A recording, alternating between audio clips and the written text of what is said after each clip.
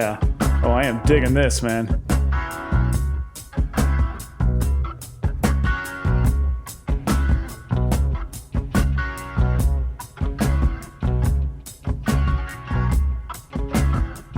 Hello, Pink Floyd fans. Hi, guys. I'm very excited because I'm finally going to get to hear Echoes, which is one of their classic songs that I have never heard. And that's a rarity on this channel that I've never heard a big song of the band we're doing. That's why I'm super excited about it. And she's definitely has not heard it. Nope, you know I haven't. I mean, this was before my time, and my older siblings didn't own this album, and it wasn't on the radio to my knowledge. So that's why. That's my only explanation. Am I going to hear echoes on this? Well, you wouldn't know. You've never heard it, but... The sound of echoes, literally? Yeah. I don't know. I don't know. Titles mean a lot to me. Okay. We have other things planned for Echoes as well besides this video. We're going to be listening to it, a live version from David Gilmour from Poland in 2006, because a lot of you told me that was an awesome version of this song. Mm-hmm. And we're going to be watching Live at Pompeii version. So those will be upcoming videos. And on Patreon, the plan is to do the entire Live at Pompeii movie. They spent 3 months developing this song, I think I read. 3 months. And in 3 different studios. Because they started out experimenting with stuff. And they would call it like Nothing. And then the next take would be called Son of Nothing. And the actual working title of it was The Return of the Son of Nothing for a while. I sort of love that. Yeah. Like, I really love that. And they would play it on tour and they would experiment with it and stuff. So it evolved over a period of time. And there's even some accidents that occurred in the studio that they liked the way it sounded, so they used those. The lyrics deal with human connection somehow. This is not the favorite of everybody in the band. It's kind of mixed for them, but I think generally Pink Floyd fans think this is one of their best songs. If you spend 3 months on something, on one song, afterward, will it be your favorite? You might be satisfied. You might be very proud of it, but I'm not sure if it would be your favorite. I want to play you something from Phantom of the Opera, of all things, believe it or not. Yes! This is from 1986, Phantom of the Opera. Perhaps we may frighten away the ghost of so many years ago with a little illumination. Gentlemen! That's epic. I would love to be in a cathedral when that's playing. I know. You just like shake your whole body.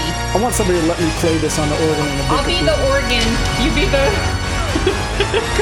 Anyway, listen to this. Just listen to this theme. Most of us know this theme very well.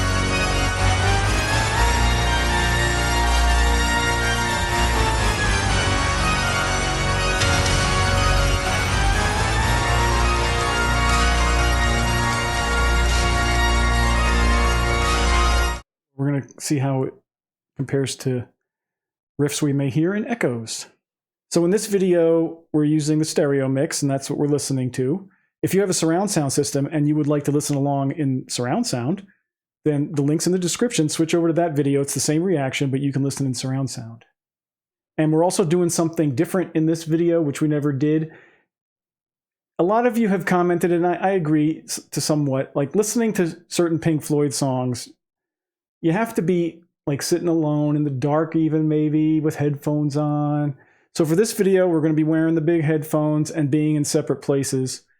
I'll be sitting, but Deb will be reclined, so she gets the full Pink Floyd experience.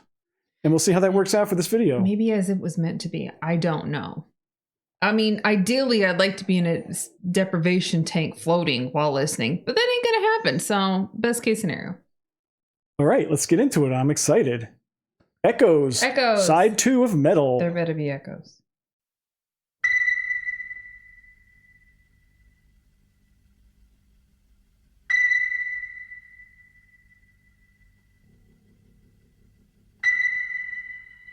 Sounds like a submarine.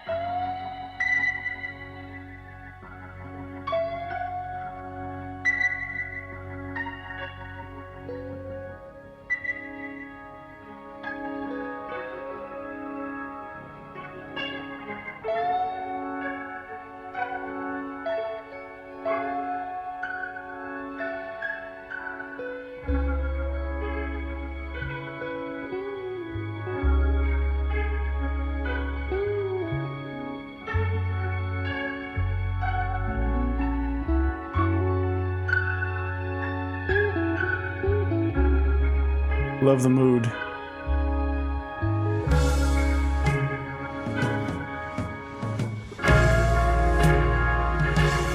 You can tell they're going to take their time with this one.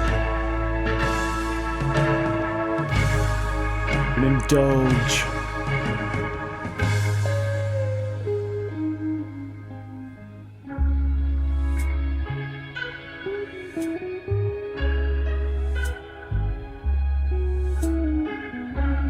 I think it's very pretty.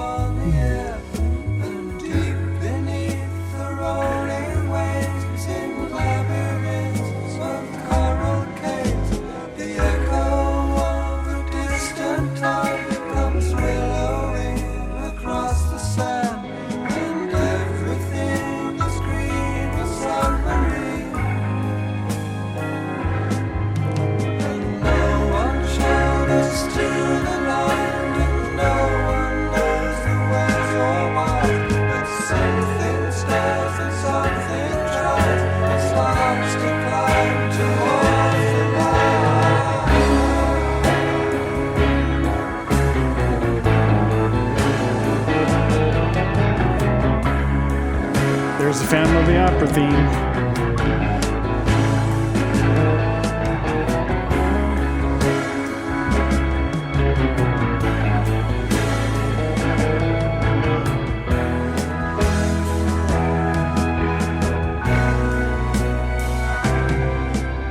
Strangers passing in the street, by chance two separate classes meet. And I am you, and what I see is me. Do I take you by the hand and lead you through the land and help me understand the best I can? No one calls us to move on, and no one forces down our eyes. No one speaks and no one tries. No one flies around the sun.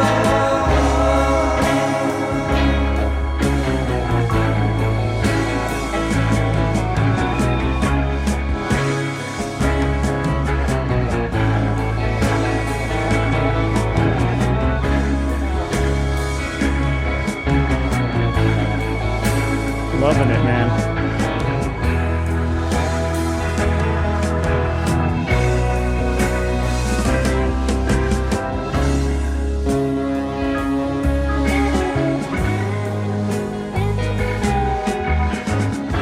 It does feel echoey.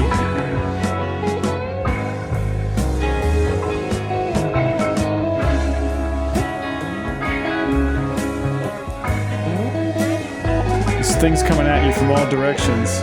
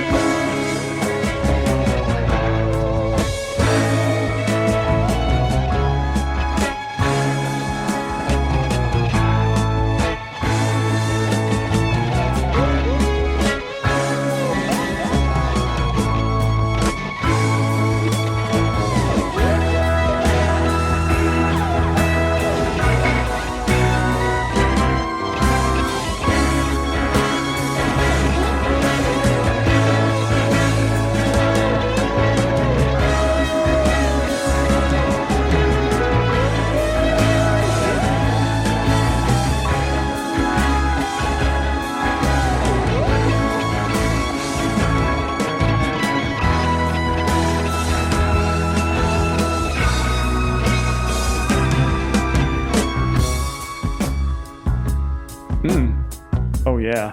Oh, I am digging this, man.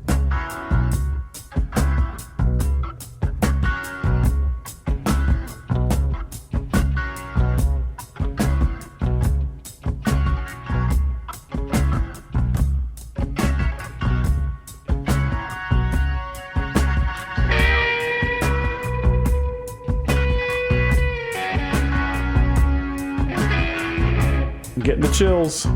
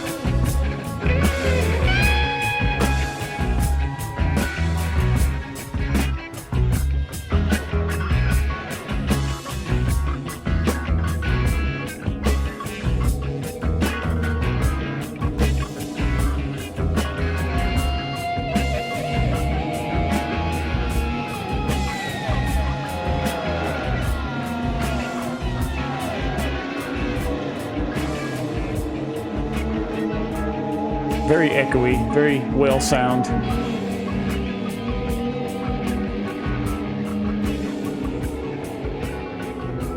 Ghostly. I like the ghostly manner.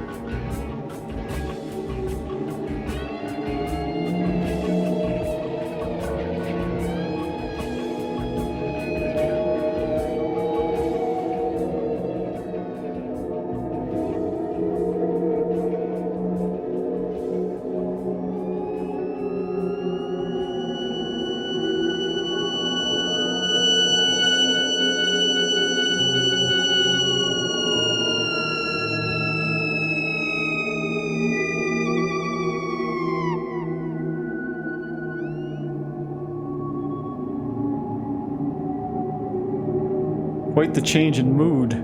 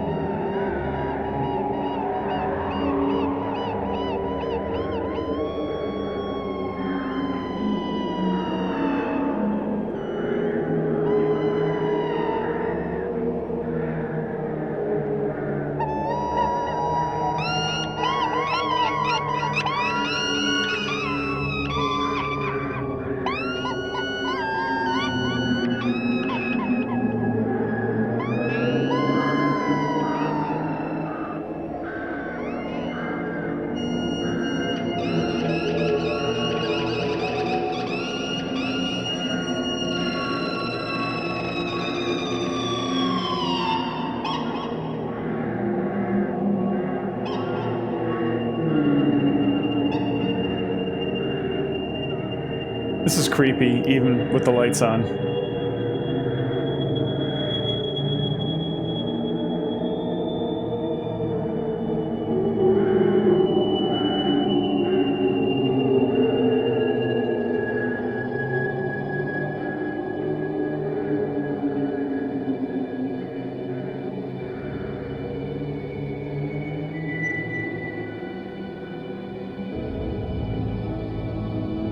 I'm waiting for the AI voice to say, "Hello, Hal."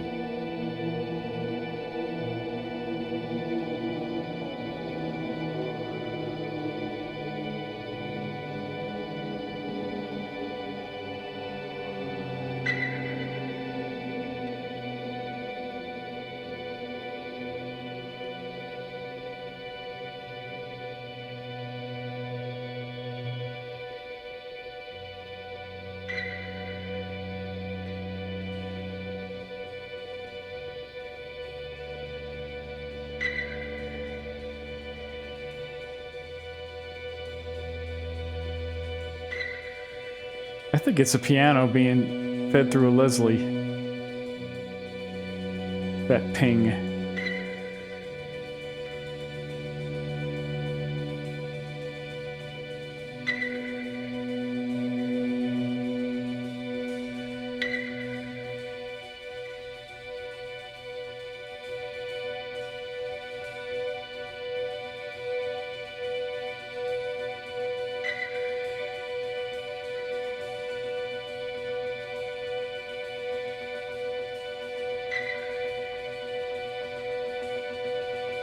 There's something building in the distance.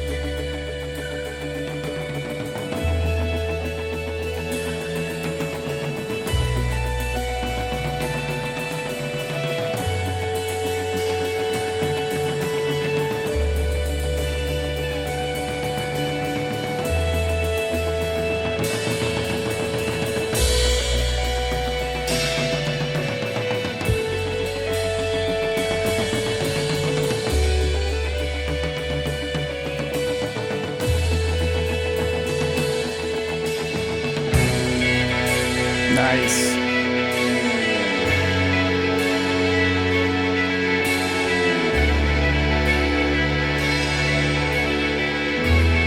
I love the tones they get.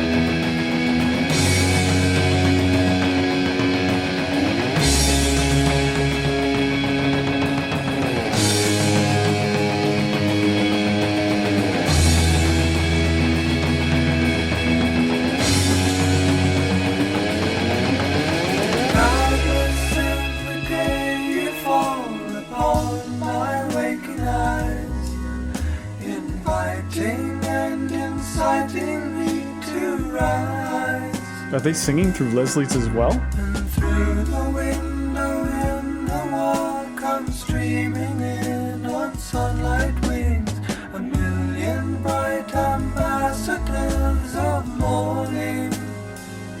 Well, that's lovely. No one seems What a way to explain morning.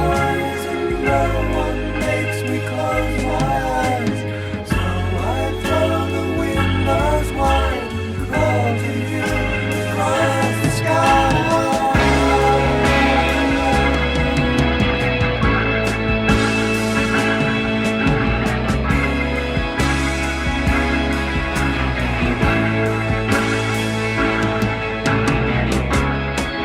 Return of the Phantom.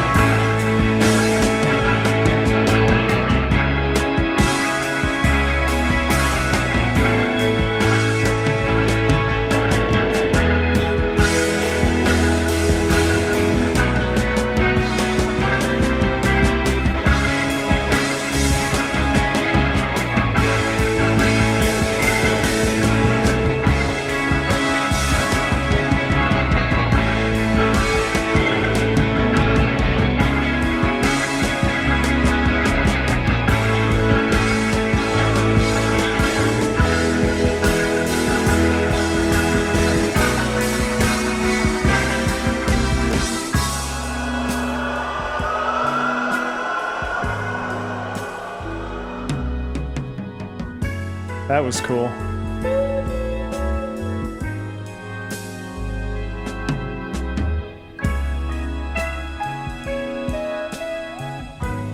They set this kind of vibe like no other band.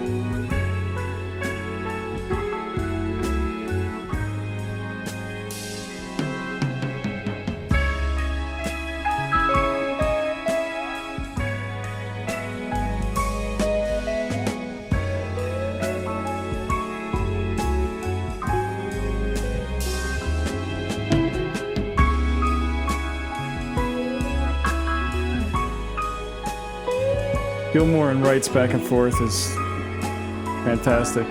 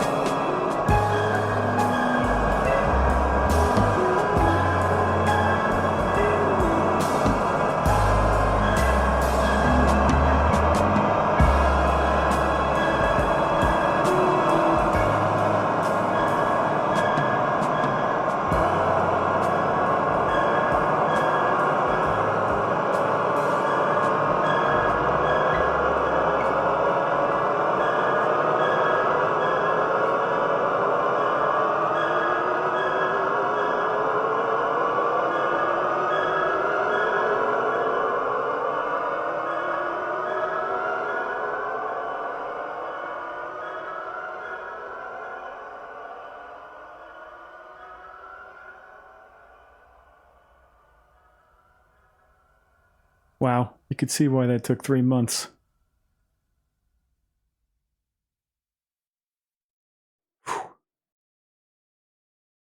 So that was interesting. We listened in isolation booths for the first time. I was in one place and she was This in is another. it. As you guys might have read from my subtitles, I'm putting in my paperwork from now on that any song that's over 20 minutes, I get to be laying down on my bed. That's yeah. That's the stipulation.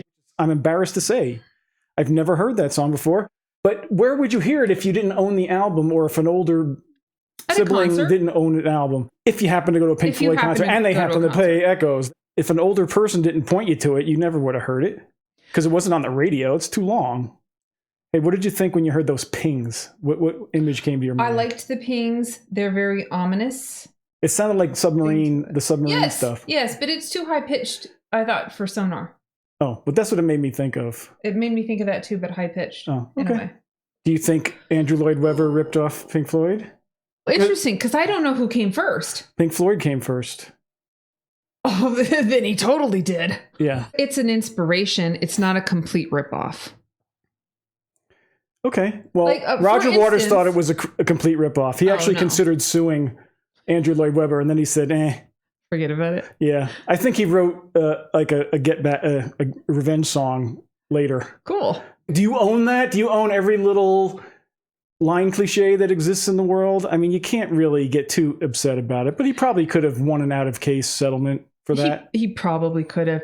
So that song did not disappoint. I had no idea what to expect, but it was certainly hyped up in my mind because people have said that it's one of their best songs ever. And it didn't let me down. It was not totally what I was expecting, but I really didn't know what to expect. And I don't think it was quite as cohesive as, say, Dark Side of the Moon was. Like a side, if I compare it to, say, a side of Dark Side of the Moon or Sure. a side of Wish You Were Here, I think, again, they got better and better at this kind of stuff. That funky jam part in the middle, to me, was amazing. That's my favorite part. I liked that. I Yeah. actually really liked that When that too. started going, I was like, oh, yeah. My full process of soaking in that song. And that was the idea of that. If you were listening to it, if you brought the album home, then you would put it on your stereo and then you would sort of close yourself off from the world in which to really, really hear it, like all the way through. What is the message in which I am trying to receive? I don't know why. I don't know how. It kind of hit me where I'm thinking about these guys as musicians, where they are in their stage of life. And I'm thinking like, oh, they have to be adults now. And they're mourning the loss of their childhood. That's definitely a theme in Dark Side of the Moon. Like, time is slipping away. Interesting. Life okay. Yeah, Okay. because there's a song specifically called Time on Dark Side of the Moon where they say that. So when you Where'd the have to time grow go, up, right, and put away the things of the past, of your childhood, where you can no longer afford to not care about where you live or who's doing the jobs or how things are being made. You don't have the comfort of your parents. The beauty of childish creativity is something I think the best artists know how to, they kind of shelter it and take care of it so they can access it when they go into their creative zones. Does that make sense? Mm-hmm. So if I'm writing on something, I can just sink completely into it. I can immerse myself into it, and the rest of the real world, whatever that is, sort of fades away. That song was sort of like a death march for that part of their lives, in which they would have to learn how to juggle, to go back and forth and still have the raw power and beauty of being in that creative zone with, oh no, I have to run a business and I have to show up on time and I have to collaborate with people maybe I don't necessarily like. I mean, hey, if we could all live like children and your days are filled with just nothing but playing with your friends on the street, like that's probably the best times of your life. If you get to experience times like that, they're full of joy. They're not full of any kind of expectation. You're just in the moment. So that song to me was very much like, oh, this is over. That's you can't live like that. I mean, you can, but you really can't. Not if you want to be a star like you've dreamt about being. So the dream no longer equals the reality. Now that I'm listening to them, I'm just like, did any of them want to be actors or directors or something? Because I got like 2001 Space Odyssey in this too. It was a mix of like Stanley Kubrick and Disney's Haunted Mansion to me. And I was like, wait a minute, where are we digging up relics in a graveyard right now? Like, where is this scene taking place? What about the album as a whole? So for me, the album kind of reminded me a little bit. Now, this came before that, of course, but it was sort of like 2112. It had the one side that was the masterpiece epic thing, and the other side was sort of a little more palatable for radio play and those kind of things. So I think that sort of get that feel from this album as well. Okay, well, the first side of the album, I really, really enjoyed. And I think some of those songs, because they're not so well known and because they haven't been played to death, at least not in my hearing, I really liked them. So, well, nothing on this album is played to death. Which is nice. It's really, really nice to have that breath of outsider looking inside. Where you're seeing like, oh, so this is more of what the band is really about, instead of just all of these smash hits, which don't speak for the whole of the artist. Because that's such an important song of theirs, we're going to be watching the Pompeii, Live at Pompeii version. So we'll probably have that up on YouTube, assuming we don't have any problems uploading it. And then the plan is on Patreon to do the entire Live at Pompeii film. And then also, I heard from comments and other places that there's a really good performance of that live by David Gilmour. Roger Waters isn't involved because by then they had split up, and we're going to be listening to that live performance. Before we sign off, please, let's give a round of applause to our patrons. We could not have this channel without our patrons because we can't really monetize the videos on YouTube. And they're the ones we like the most. So we depend on their support. We do. We like them a lot, but we like you all. We do love you all. If you'd like to join them, check out our Patreon. Links in the description. We have extra videos there and stuff. We really need your subscription. Most of you, as I can see in the data, have not subscribed. So if you could find it in your heart to subscribe, it would really help the channel out. And if you'd like to share our video or give it a like. It's helpful. Yeah. It's very helpful. And we enjoy your And comments, so please keep with the comments. What you have to say matters. It does. It matters a great deal. And if you'd like to leave us a tip, you can do so either through PayPal or the thanks button in some of our videos. $5 or more will be recognized in our next video. Well, I'm really glad I finally got to hear that album. Yeah. I should have listened to it before, but I just never did. And hey, now we have this channel. It's like, oh, this is the perfect time to listen to it. Yep. That was fun. As always, thank you for joining us. We'll see you next time. Cheers. Take care.